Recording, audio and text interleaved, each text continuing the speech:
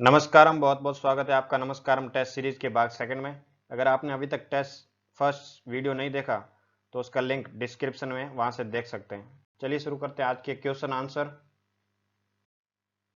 Question number 1, गोइल शासक अपराजित की जानकारी निम्न में से किस अभिलेख से मिलती है?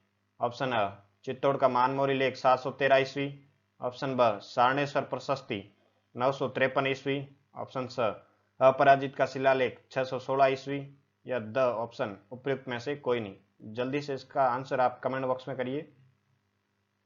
तो इसका राइट आंसर होगा ऑप्शन स, अपराजित का शिलालेख 616 ईस्वी। ऑप्शन स। यह लेख नागदा के समीप कुंडेश्वर मंदिर की दीवार पर लगा हुआ था, जिसे डॉक्टर गौरीशंकर हीराचंद ओझा ने विक्टोरिया हॉल म्यूजियम अजमेर में सुरक्षित रखवाया। लेख की भाषा संस्कृत है तथा गोइल शासक अपराजित ने इस लेख से गोइलों की उत्तरोत्तर विजय के बारे में सूचना प्राप्त होती है। अपराजित एक तेजस्वी शासक वराहमिहिर को पराजित कर उसे अपना सेनापति नियुक्त किया था। इसमें विष्णु मंदिर के निर्माण का भी उल्लेख है। क्वेश्चन नंबर सेकंड, किस अभिलेख को कर्नल जेम्स टॉड ने ब्रिटेन ले जाते समय समुद्र में फेंक दिया था? ऑप्शन अ, कणस्वा का लेख 738 ईस्वी। ऑप्शन ब, चारसू की प्रशस्ति 813 ईस्वी। या ऑप्शन स, घटियाला का शिलालेख 861 ईस्वी। ऑप्शन द, चित्तौड़ का मानमोरी लेख 713 ईस्वी। जल्दी से इसका आंसर आप कमेंट बॉक्स में करिए। तो इसका राइट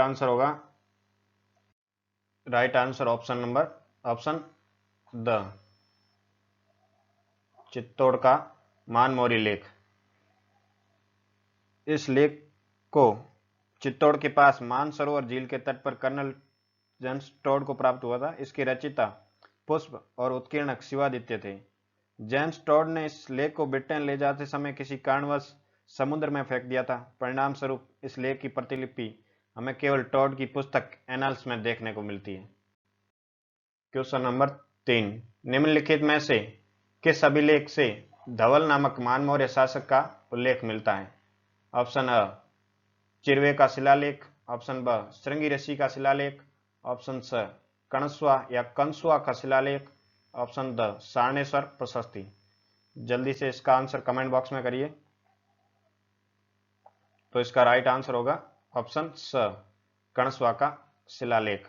ऑप्शन स, कणस्वा के शिलालेख के बारे में। यह लेख कोटा के निकट कंसुआ के शिवालय से मिला है, जिसकी तिथि 738 ईस्वी है।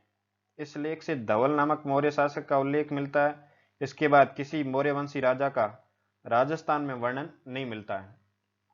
क्वेश्चन नंबर 4, निम्न में से किस शिलालेख में चौहान शासकों को वत्स गोत्रीय ब्राह्मण कहा गया है?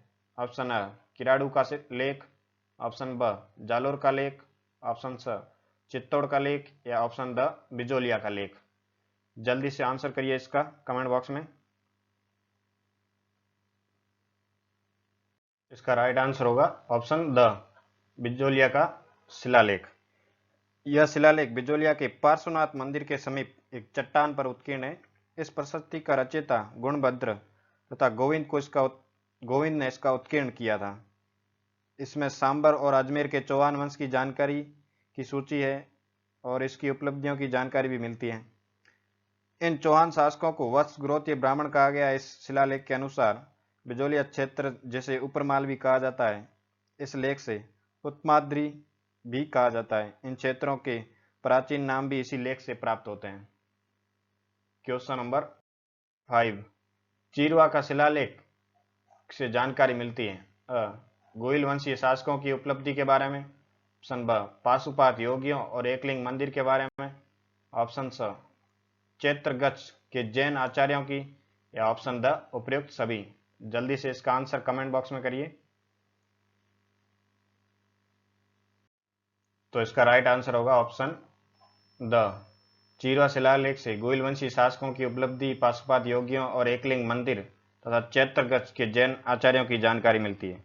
यह लेख उदयपुर के समीप चीरवा गांव के एक मंदिर पर लगा हुआ है। आचार्य भुवन सिंह सूरी के शिष्य रत्न प्रभ सूरी ने इस लेख की रचना की और केएल सिंह ने इसे उत्कीर्ण करवाया था।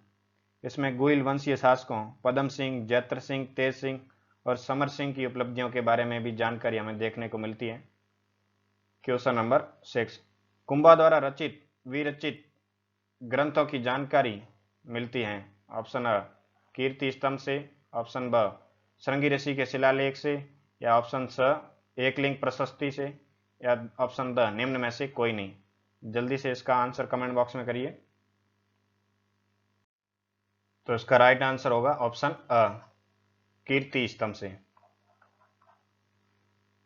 कीर्ति स्तंभ प्रशस्ति चित्तौड़ किले के कीर्ति स्तंभ में, या इसको विजय स्तंभ भी कहा जाता है, नौवीं अर्थात अंतिम मंजिल पर इस प्रशस्ति उत्कीर्ण है। इस प्रशस्ति के रचयिता कवि अत्रि और महेश है। इस लेख में कुंभा की उपलब्धियों के बारे में व्यक्ति गुणों, उपाधियों, संगीत ग्रंथों आदि की जानकारी हमें देखने को मिलती है।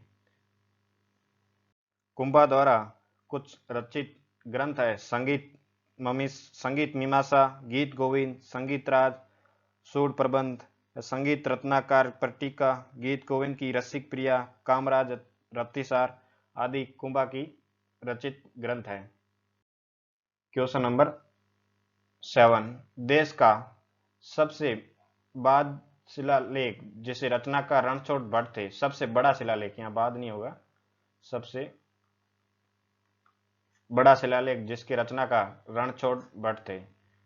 ऑप्शन अ राज प्रशस्ति, ऑप्शन ब राय सिंह प्रशस्ति, ऑप्शन स नाथ प्रशस्ति, या ऑप्शन द कीर्ति स्तंभ प्रशस्ति।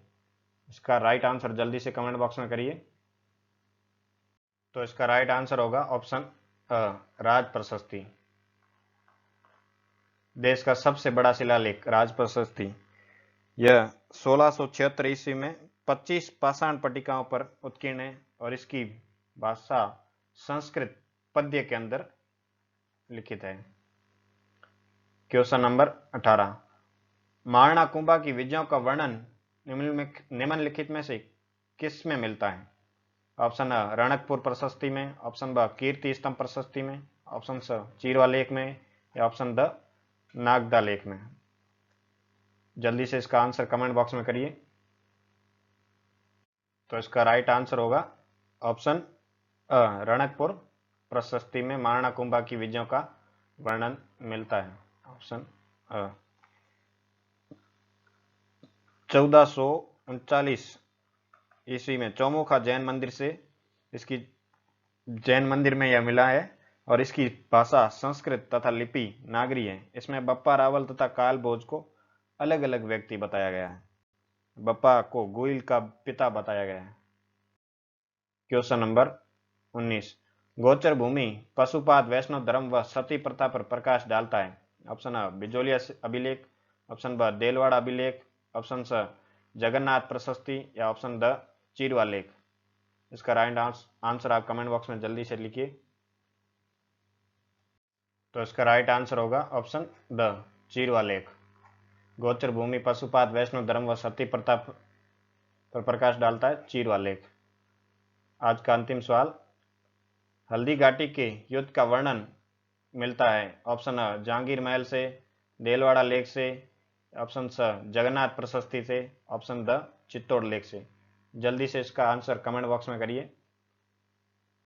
तो इसका राइट आंसर होगा ऑप्शन स जगन्नाथ प्रशस्ति से हल्दी घाटी युद्ध का वर्णन मिलता है। इस प्रशस्ति से उदयपुर के जगन्नाथ राय मंदिर के सभा मंडप पर लगी हुई है। इस मंदिर का निर्माण मेवाड़ के महाराणा जगत सिंह प्रथम ने करवाया था। इसमें बप्पा से लेकर सांगा तक मेवाड़ के शासकों की उपलब्धियों का भी वर्णन मिलता है और इसमें हल्दी घाटी युद्ध का भी वर्णन मिलता है। और हल्दी घाटी का युद्ध हुआ था 18 जून 1576 ईस्वी में।